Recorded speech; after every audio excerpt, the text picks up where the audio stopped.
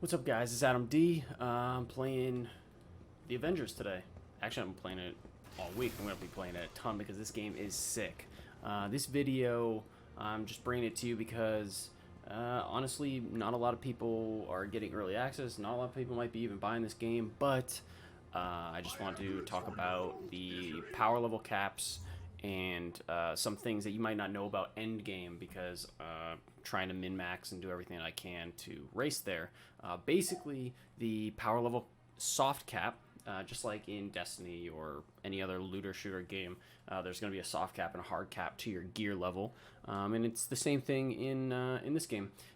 And so I've been playing for like literally 24 hours, basically, with the head start and all that, and I finally hit the limit. The soft cap is definitely 130, and at that point, any gear that you're getting to drop, it's not going to go past 130. I bumped my power up to 131 to see if I could get some 131 drops.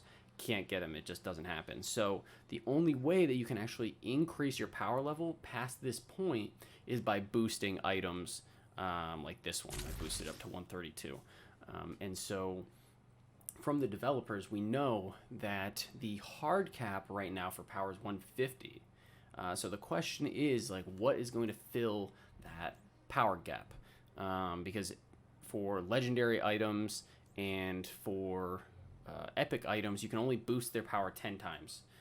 So at max, you're going to be able to get 140. And by the way, like, even if you bump this up as much, say you're at 140, I don't think you're going to get drops that are going to be 140, at least from the testing that I've done right now.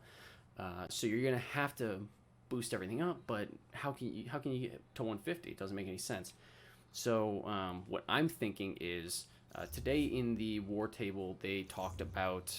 Oh, and sorry, just before I move on, that goes for drops as well. I can put some gameplay in the at the end of this video just to show you real quick if you don't believe me, but I got no reason to make it up. So spoiler alert if you don't want to see this, but basically, as you progress in the multiplayer of this game, you unlock more and more mission types, and they're harder. You unlock like elite versions of missions that have different multipliers, something like a Nightfall in Destiny. I keep relating back to Destiny, but I think that's something that people probably understand the looting of, and so part of that comes from this reigning supreme mission. It's just an ongoing mission. I'm on step 7 now, and you can see that you get an exotic artifact at the bottom too. So my idea is that in the war table today they spoke about mega hives, and they spoke about the AIM cloning factory. Now, from playing it on Sunday,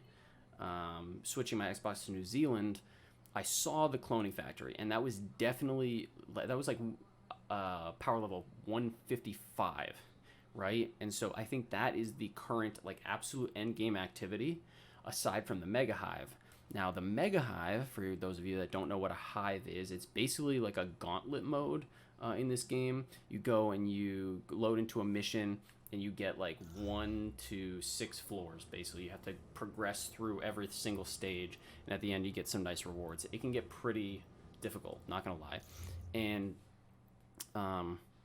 but I haven't unlocked the mega hive yet, so there's a whole segment of quests that you have to do in order to unlock normal hive missions. And I think the mega hive is done by following this reigning supreme mission chain, and the last, well, getting close to the end of it, I have to complete the iconic Avengers mission chain, meaning for every single one of the Avengers, you have to go and complete their iconic mission chain, which obviously that makes sense.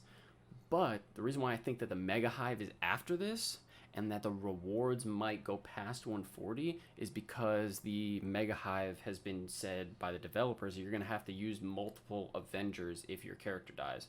So it kind of makes sense for them to have you go and train and play as all of the Avengers up to that point. Plus, you get an exotic artifact. I'm really trying to race for this because, to my knowledge, like, nobody knows what any of these things do yet. I know there's one that gets unlocked in the campaign, but I haven't touched campaign. The sucky part is, for somebody who only wants to play multiplayer and just wants to grind to end game, this iconic Avengers you have to go and do the Magnificent Miss Marvel's quest chain. And her second part of her quest chain is what? Complete campaign reassemble.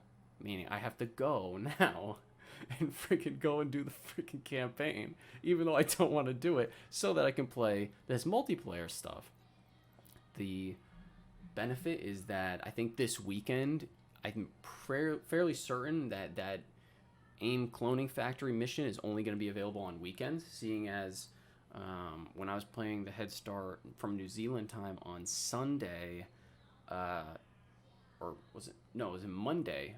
Early Monday, it disappeared. So I'm thinking that because the developer said it's only limited for a certain amount of the week, I'm guessing they probably have it Saturday, Sunday, and it's gone early Monday at reset. So got to do all of this before basically this weekend, which is kind of a lot.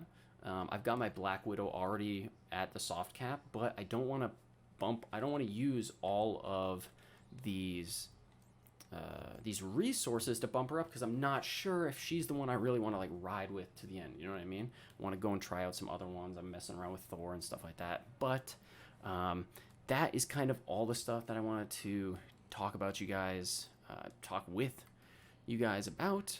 I'm going to try and get these 2 exotic artifacts. I'm working my butt off. My buddy is that I'm duoing with. He's also working his butt off. We're gonna try and get you some footage of this exotic artifact pretty fast. All of these normal multiplayer missions, no problem. It's really just like a buzzkill that we got to go deal with the campaign, because apparently there's some real big game-breaking bugs. But aside from that, I'm really loving this game. I think that if you're on the fence, there is a lot of content, at least right now, to kind of play through and mess around with. The skill trees are fairly fairly in depth. There's a lot to do. There's a lot of different choices of how you can build your character, and it's a lot of fun to play with friends. It kind of feels like it kind of feels like if you mixed like the most beautiful version of Anthem, not the version that we got, plus like Marvel. Oh goodness, what was the name?